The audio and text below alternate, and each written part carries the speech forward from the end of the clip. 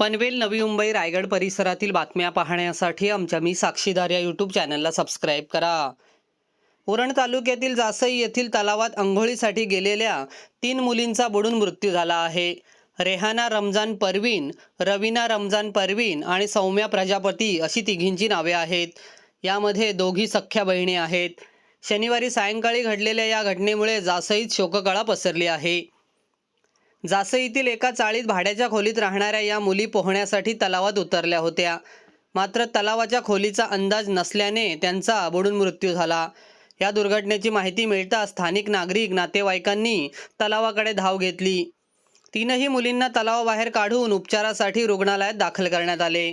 मात्र तोपर्यंत तिघींचाही मृत्यू झाला होता। मुलींचे मृतदेह तपासणीसाठी येथील शासकीय इंदिरा गांधी ग्रामीण रुग्णालयात पाठवण्यात आले आहेत। असं झालं की ती त्यांची आई काय कपडे धुवायला त्या जासईच्या शंकर मंदिरच्या पाठीमागे जो तळाव आहे त्या तळावामध्ये ते कपडे धुवायला गेले होते आणि तिथे त्यांच्याबरोबर त्यांच्या 3 मुली पण गेल्या होत्या आणि मुलगे पण होते।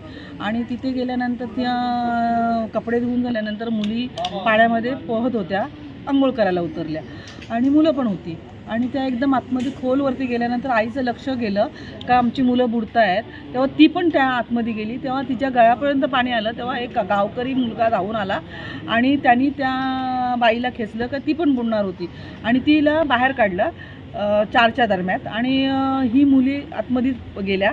मग त्या गावकऱ्याच्या मुलांनी त्या मुलींना बाहेर काढलं। त्या तिथपर्यंत त्यांचा जीव तर गेलेलाच होता, पण हॉस्पिटलला आणल्यानंतर डॉक्टरनी त्यांना मृत घोषित केले।